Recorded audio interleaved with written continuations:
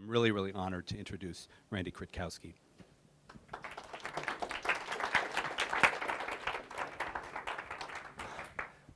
Thanks for the warm introduction. I'll try to live up to part of the expectation. It may be difficult. As you can tell from the topic and the introduction a little bit, I am going to focus on China, and China in several ways, actually. The China that we think we know, I hope to some degree, to a high degree, the China that I think is actually out there that we all ought to get to know, and the China that is coming alive and emerging today from many years of colonization and revolution and kind of being in the backwaters of international diplomacy. And I'm going to try to thread together several themes that may initially not seem terribly related. And those themes are sort of implicit in the title, which is Journey to Addressing Climate Change, Traveling the Silk Route versus Hitting the Great Wall. I'll start with the latter metaphor first, of hitting the Great Wall. I think everyone has the image of China, and probably for most of us, the Great Wall immediately pops into our minds as an image or an icon of China. And when we're dealing with climate issues, very often China is viewed as coming up against the Great Wall. I hear other metaphors such as, it's the 800-pound gorilla in the closet, and if we don't get things right in China, we won't get it right anywhere. But the idea of coming up against a wall, China is an obstacle, I think is all too common a metaphor. I think it's partly appropriate, but I hope I can send you out the door thinking that perhaps it's a slightly overblown metaphor and it needs some correction.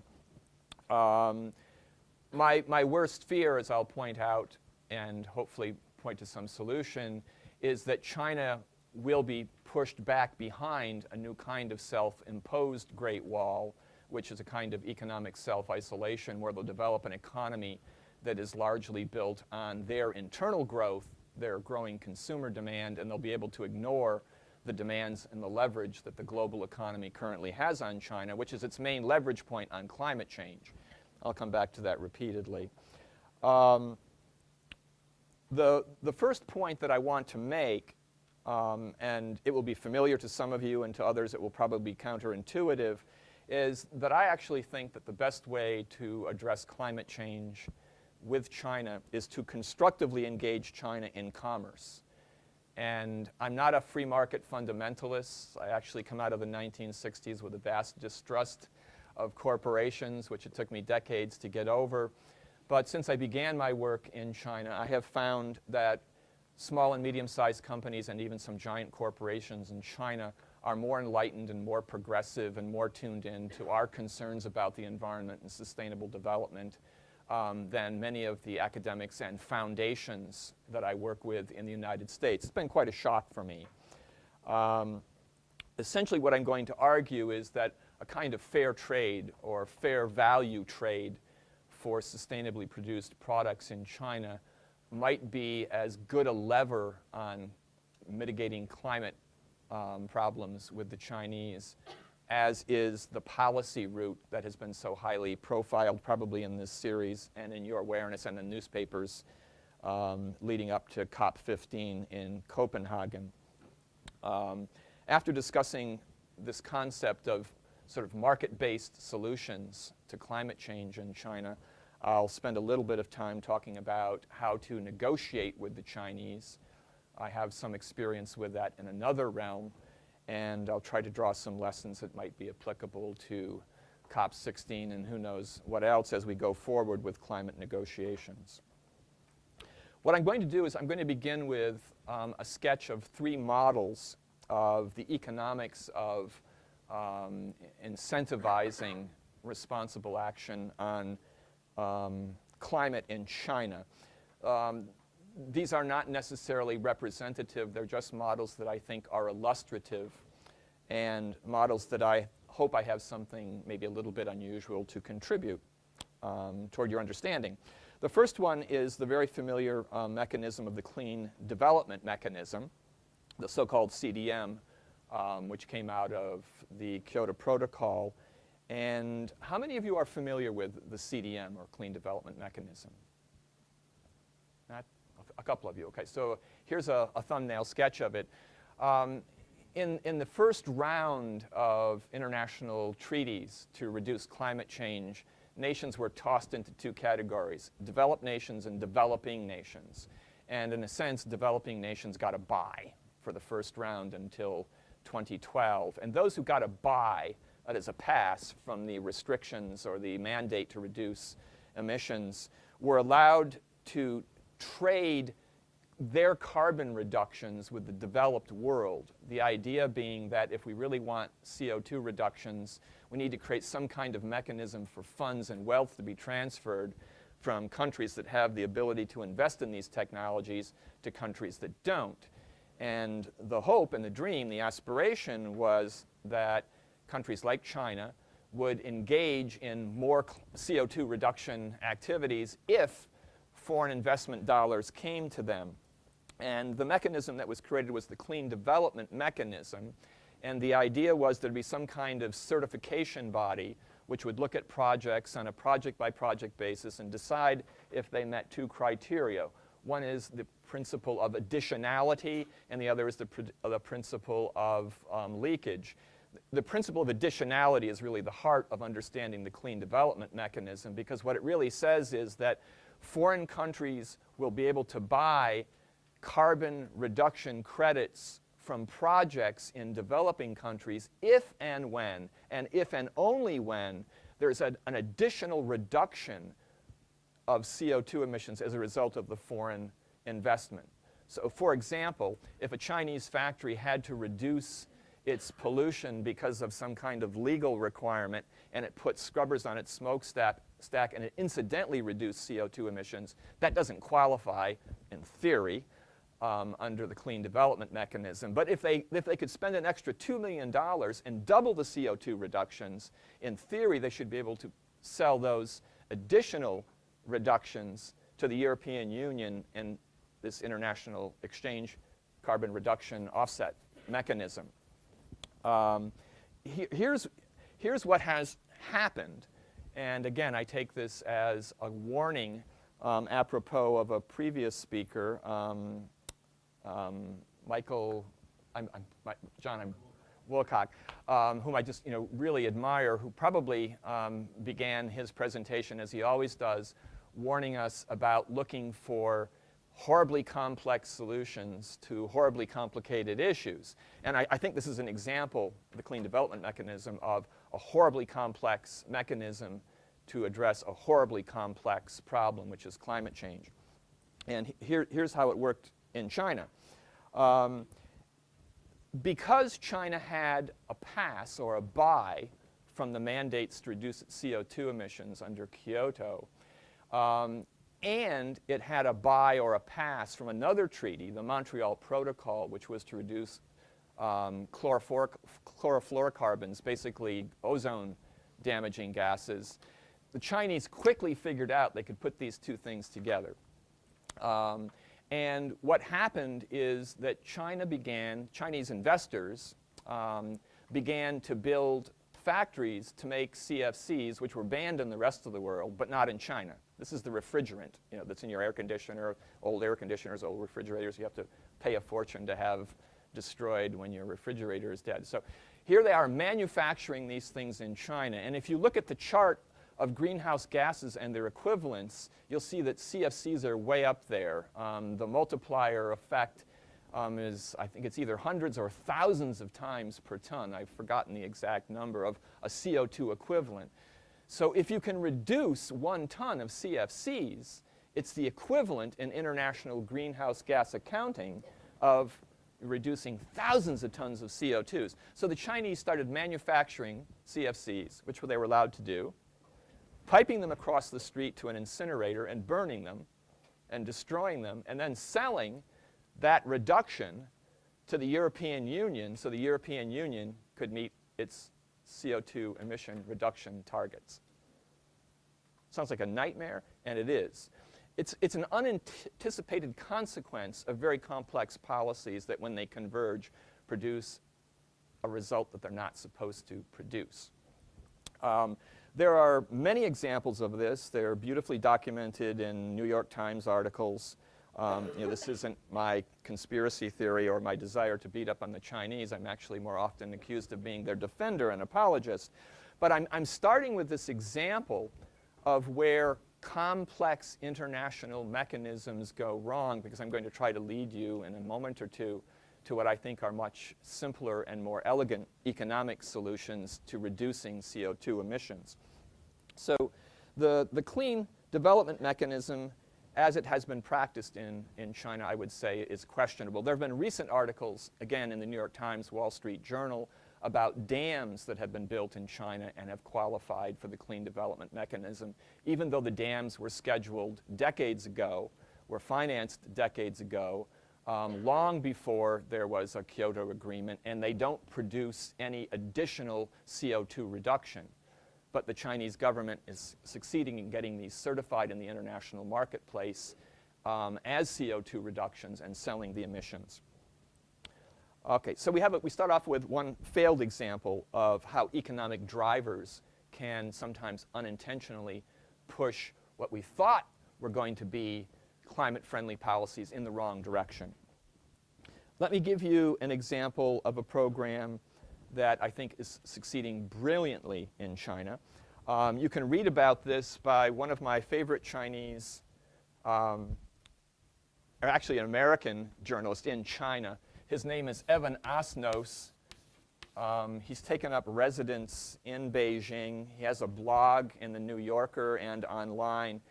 And he manages to see through a lot of the veil that other Westerners can't see when they go to China. He's kind of in the category of Tom Friedman, who goes to China and sees positive things happening. But I think actually Evan Asnos digs deeper, and as I said, he's taken up residence. Well, a couple of weeks ago, I think it was in December, in the New Yorker, he wrote an article and he called it China's Great Leap Forward. And he talked about a really interesting program. It's called the 863 program.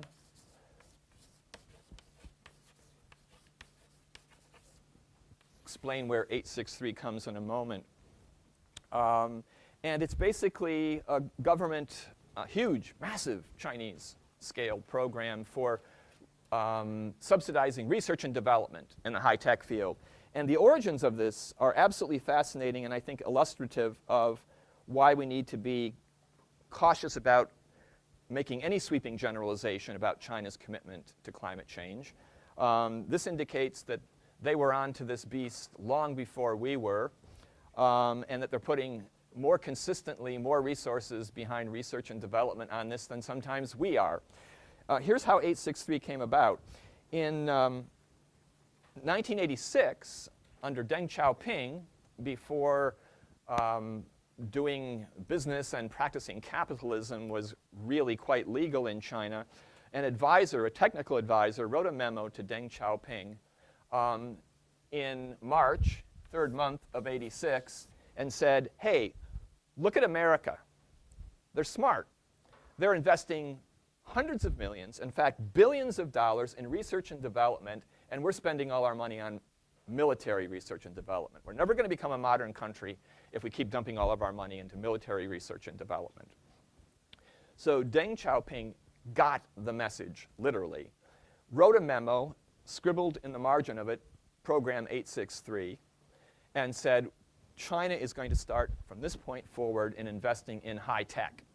It was not initially and immediately investments in alternative energy, but within a decade, it did become massive investments in alternative energy.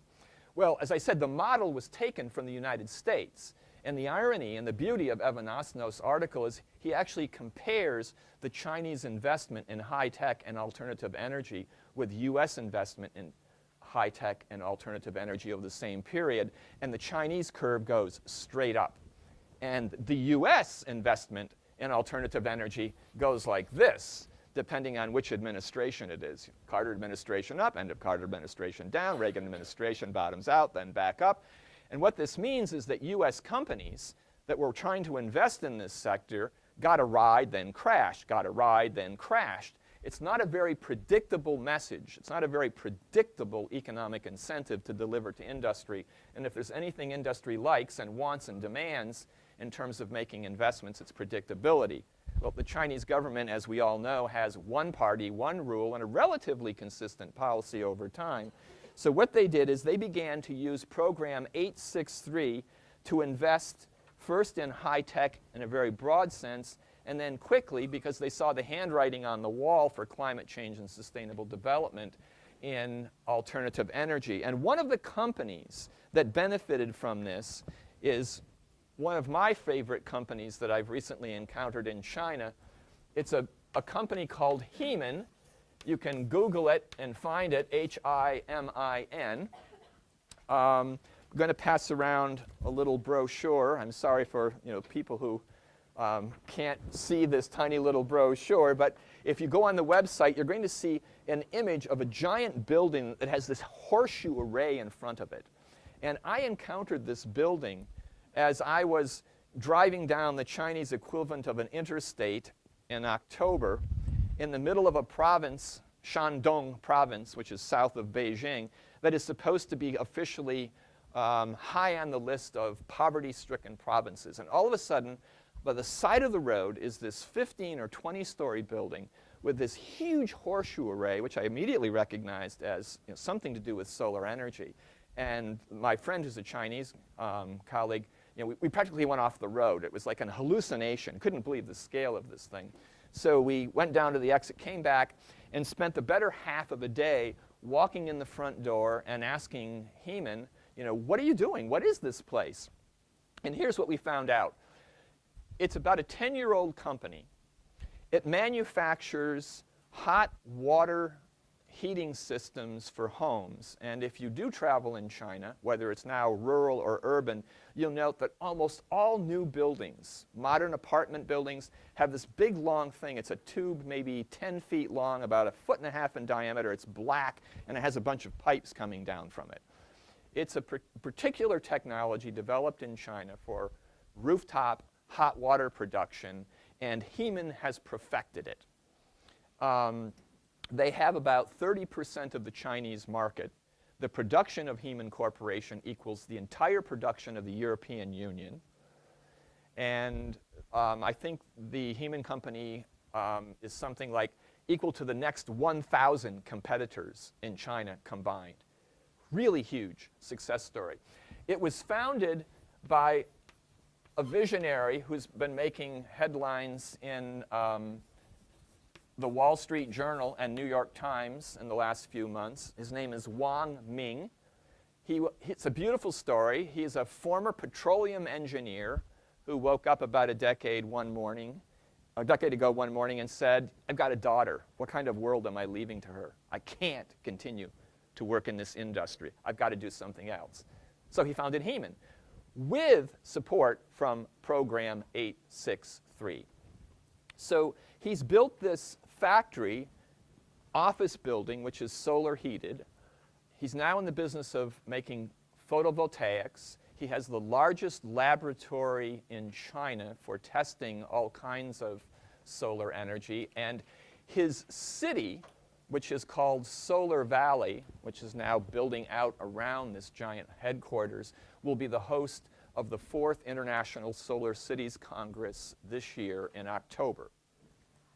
So this one example shows how Chinese government policy, financial policies, financial incentives, and the ingenuity of an engineer who had a moral epiphany are combining to put China in the kinds of leadership positions that Tom Friedman and others write about. Well, I think it's incumbent upon us to understand how and why this happened in China. We read so many articles in the newspaper about Chinese companies that are messing up. Pharmaceutical companies, the milk scandals which seem to happen, the toy scandals. I don't need to go through it with you. The litany is way too long. There's too little information about why Chinese companies and Chinese entrepreneurs have the courage and the ability, despite what we in the West consider to be a disabling environment, Why? Where? How do they get the resources to go out and found a company like this and grow a company like that?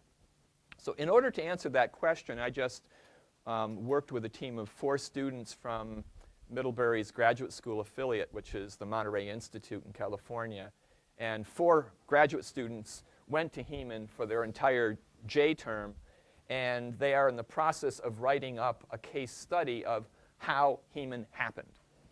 I would love to share the information with you, but I can't share the details until the company has the opportunity to review what parts of the story they told us they want public and what parts they still want to keep private. But it's essentially just a tale of innovation, of vision, and entrepreneurial drive. And if there's a single thought that I want you to take out the door, it's that Chinese entrepreneurialism need not be destructive of the environment. It can be bent very easily, since it's already often headed in the direction of climate-friendly and socially responsible behavior.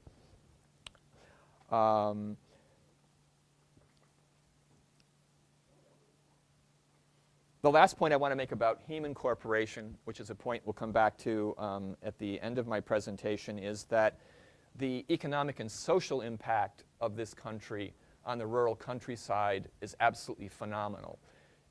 The hot water heaters that are sold and partly subsidized by the Chinese government, and that you see now on some of even the poorest houses in rural areas, provide a kind of boost to the local economy that is essential, but most importantly, they provide hot water for sanitation.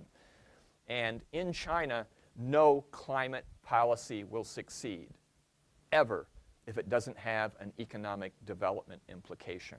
We'll come back to this point, but I have to hammer it home because when we talk to China about climate change and CO2 reductions, we tend to talk like Western environmentalists with environmental concerns. And if you want Chinese eyes and ears to be open, you have to keep getting back to the primary point of the Chinese government and hundreds of millions of people who are still locked in poverty in the rural countryside. So climate change and economic development have to be linked in China.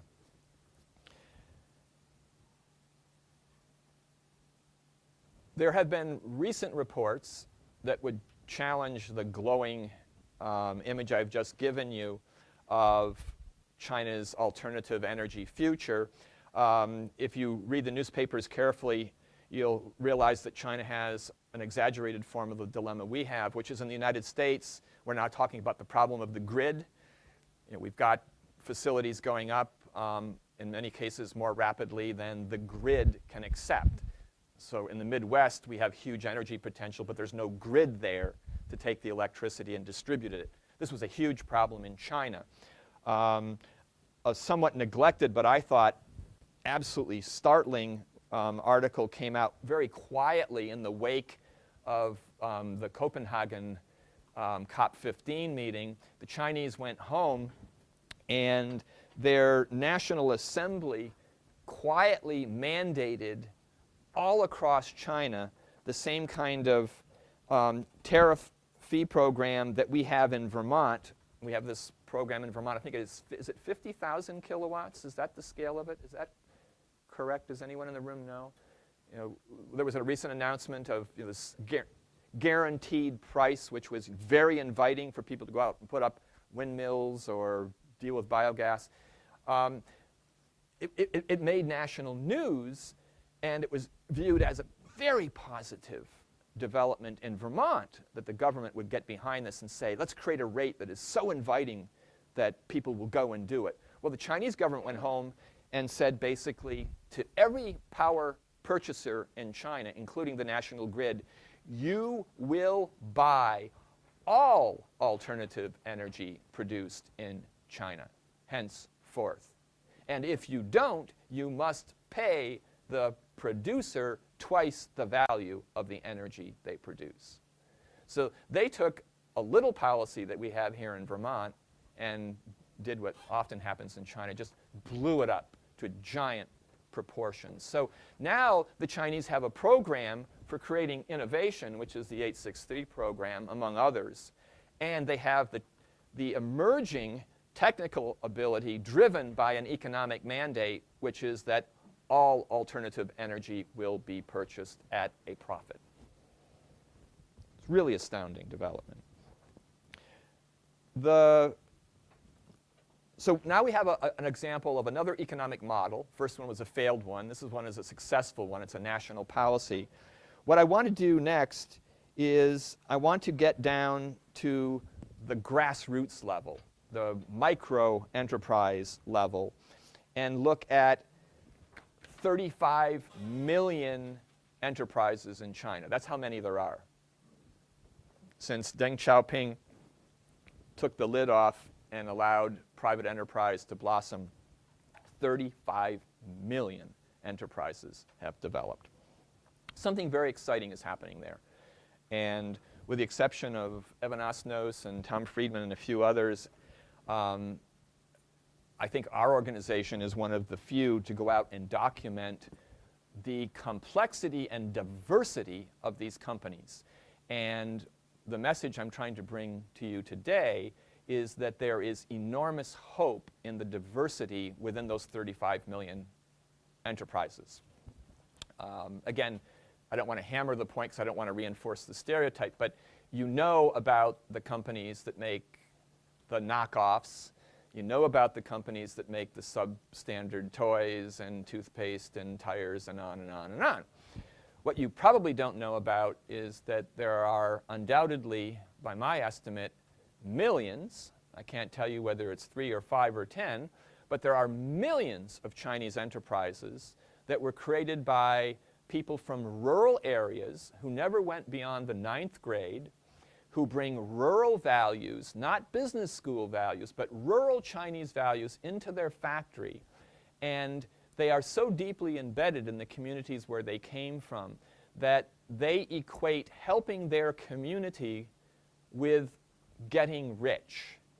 In other words, they are not primarily and only interested in getting rich. They can't imagine getting rich without sharing that with their communities. And when I met the first entrepreneur like this in China, I thought, oh, well, this is an interesting exception to the rule. And 5 years later, I have more examples than I can record, and now we're founding in places like Chengdu, in Sichuan province where we work, networks of socially responsible entrepreneurs modeled on Vermont's Businesses for Social Responsibility. They've already been here to study us, and another study group will be coming here in June to try to replicate the model of a socially responsible business. They have things to learn from us, and I'll tell you something else. They have things to teach us. If these businesses were in Vermont, they would be right up there in the constellation with Ben & Jerry's and Seventh Generation and NRG. They're that good. So the good news is that in the future, China won't just be making things cheap. They won't just be making things well and efficiently and quickly. I do believe they'll be making them as responsibly as we are, and they will be able to compete with us on all of those fronts. And the good news, as I'll show you in a moment with my one humble little example, I think they're going to be able to reduce their carbon emissions at the same time. So my story goes back to the Great Wall and the image of the Great Wall, and a phrase from one of my 1960s songs of the Pink Floyd, you know, all in all, we're just bricks in the wall. Hopefully some of you have been reacquainted with the Pink Floyd and are familiar with this particular lyric. I actually first encountered this lyric in a subway entrance in Tallinn, Estonia in 1989, and it was a protest by people living under the Soviet system who felt crushed because they didn't like being just a brick in the Soviet system. They thought it was de-individualizing. Well, I read a Chinese novel where the phrase kept coming up again and again, and it was a celebration of, I'm a brick in the Great Wall, of collective mentality. So I'm going to tell you about Bao Zhijun, who's one of my heroes. He's not as big a entrepreneur as this guy, and his product isn't as famous. It's not very glorious. But this is a story about Bao and his brick, and how Bao sees himself as a brick in the wall, and how he sees the wall as a solution and not a barrier. I met Bao Jejun about 4 years ago on a trip with Bill McKibben. Bill McKibben was going to China, and I know Bill quite well, and I was worried that Bill would go and only see what Western journalists see, which are problems, so I literally nagged him so much that he finally said, oh, come along and show me the good stuff as well. So, you know, I went with him and traveled with him for several weeks. It was quite an astounding journey to see Bill at work. He's one of the most consistent journalists I've ever seen anywhere on earth. He's the same person when he's interviewing people in China, or he's writing, or he's speaking, just, you know, integrity to the core. But we had an amazing moment. We went to a factory that is a factory of a friend of mine, Bao's factory, because it was a textile factory of the simplest sort, and Bill wanted to see a real Chinese factory. So Bao makes shower curtains, okay?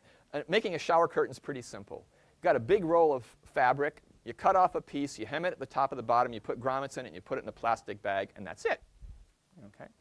Well, Bao had been in business for about 4 years. He started in a classic Chinese manner. He and his wife were sewing shower curtains in their apartment in Beijing. And very quickly, they had demand for more than they could make, so they hired people, and they had a little factory. And eventually, Bao did what textbooks tell you not to do. He walked into a giant international chain store. I'm not going to tell you the name because I don't want to distract you and have you think about the chain store. It's not Walmart. It's another one. And he walked in and he said, I got a better shower curtain than you do, and I can sell it to you at a cheaper price than you're buying for the things on the shelf. And they said, we don't do business that way. And he said, well, you should with me because I've got a better shower curtain. And he was introduced to the manager, and before he knew it, he had a contract with the store. And then pretty soon he had a contract with this giant international corporation that took him up on his pledge to make his shower curtain cheaper than anybody else. Then the company came back to him, and in the spirit of corporate social responsibility, which is dear to my heart, sent a bunch of auditors from Deloitte and Touche to his factory and said, okay, we've got a corporate code, we've got a checklist of 64 things you got to do if you want to stay manufacturing in our supply chain. And Bao spent a fair amount of money upgrading his factory, complying with the code. And when Bill and I sat in his office, he said to Bill McKibben, I'm so proud. I conform to this international code. It's made me a better businessman, and I'm still making money. And Bill wrote it up in his article in Orion as a success story. Well, about the time the article was published, my friend Bao was invited to come to a meeting in Beijing of the 400 producers for this company. They were all put in a room and said, you've all qualified. You all meet our corporate code. As a reward, next year you have to reduce your prices 4%, the following year by 4%, the following year by 4%, and the following year by 4% if you want to stay in our supply chain. Well, they were slightly disappointed because they had invested money in becoming more socially and environmentally responsible. The story gets worse. The company came and decided that they would certify Bao's profit margin, and in order to get certified, he would have to tell them all of his supply sources. He did that. They took his information, went out and set up a factory to compete with him. Tried driving him out of business. Well, I went to corporate headquarters and reported this, and they refused to accept my story. I explained to them that I was never very good in math in school, but I knew that if you reduce your price by 4% every year for a long time, it eventually gets to something approximating 0. And I proposed to them something else. I said, instead of penalizing this guy, why don't you reward him and take that big white piece of paper on the back of the shower curtain and tell his story? Tell it to the consumer. The answer I got was, we don't want to confuse consumers. It's all about price. Consumers only want to think about price. And we had a little disagreement. Well, this notion that it's all about price has been beautifully documented in a book that anybody who wants to understand business in China, absolutely must read. The book is called The China Price. It's an easy read, written by a former International Herald Tribune, I believe, or Financial Times journalist. The name will come into my head in a moment, and then I'll write it there for you. It's a book you can read in a few hours, but she basically documents that the problem with complying with environmental and health relations standards in China is driven by the fact that American companies and consumers demand the China price, cheaper, cheaper, cheaper, cheaper. Well, I had discovered this several years earlier when I met Bao and found out what happened to him. So there's a happy ending to the story. Bao ended up having this international mega corporation come to him after they set up their shower curtain factory and saying, we can't make a shower curtain that's as good as yours, as cheap as yours, even having stolen your secrets. Will you come back into our supply chain? And the interpreter couldn't exactly translate the words he used as an answer, but I could kind of vaguely guess what they were. So what Bao did is he went out and he found contacts with the competitor of the company that had worked him over, developed a relationship with them, and sold himself as a responsible entrepreneur doing it right. And guess what? They decided they would pay more. So Bao learned that to do business in China and bring people from your village and to not mess up the environment and to not make a dangerous product requires that you have the strength to fight back. So I visited Bao's factory, which is just down the road from Heman Corporation, in October, and Bao brought to me very proudly a brick from his new factory. And he said, Randy, look at this brick. And he held it up, and it was full of holes. Okay? Well, it may seem very inconsequential to you, but what that brick is it's 10% less mass and 20% less energy to produce and bake that brick. And brick making in China, for those of you who've been there, is a major industry. I think it's in the top 5 CO2 emitting industries in all of China. So the Chinese government banned solid bricks and said you will now start making these less intense energy absorbing bricks. And Bao was saying, look, my factories are going to be more environmentally responsible. Then he went over to the wall, which had just been plastered, and he scraped the plaster off, and he showed me the insulation. And he said, and this building's going to be insulated. He said, it's going to be an energy efficient building. Started showing me all kinds of other things. And this is what he said. He said, I'm doing this because I met you. I met a foreigner who cares, and you gave me the courage to talk back to foreigners who don't care and to get a fair price for the product I'm producing.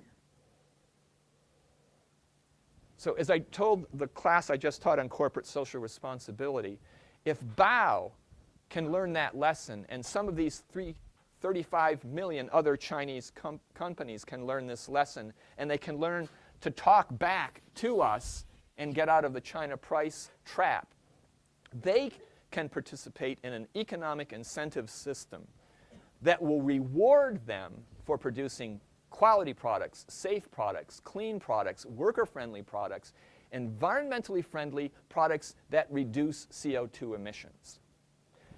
I'm not saying to you that all can do that or all will do that.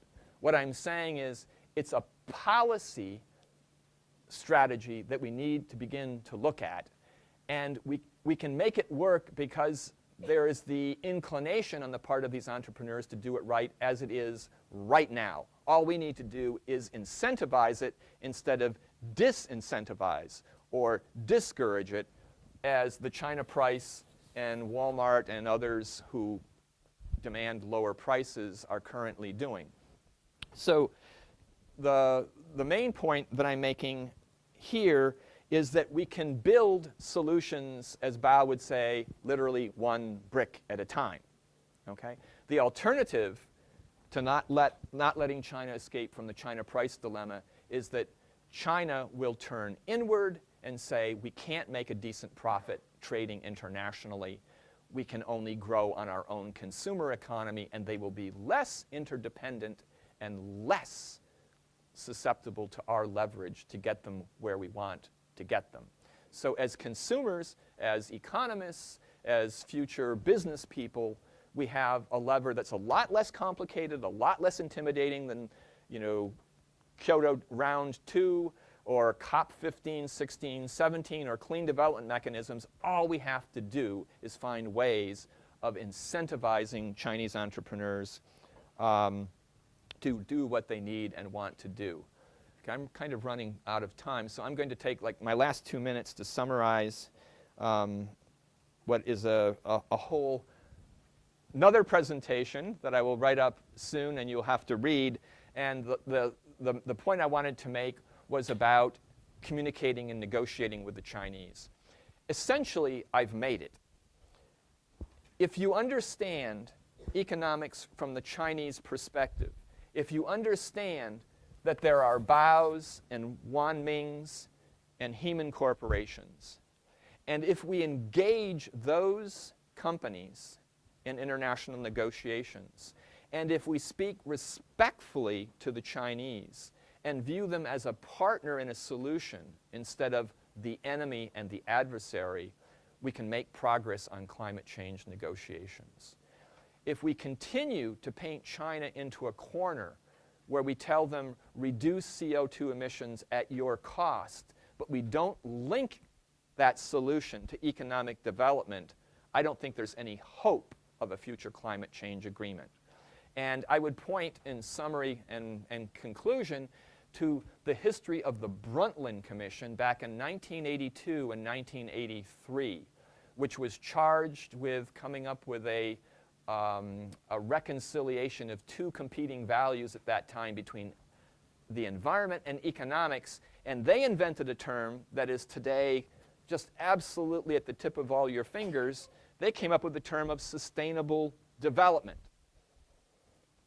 The Brundtland Commission would not have succeeded in developing a global consensus if it hadn't combined sustainable and development. We need, when we go into future climate change negotiations, apropos of what I've put on this board, to start talking to the Chinese about climate-compatible development. That's a term they will accept. It's a term they will embrace. It's a term they think they can get out in front of and lead the world on. It's a term that doesn't put them in a morally condemned position. It's a position that allows China to assume the role that it wants to in the modern world.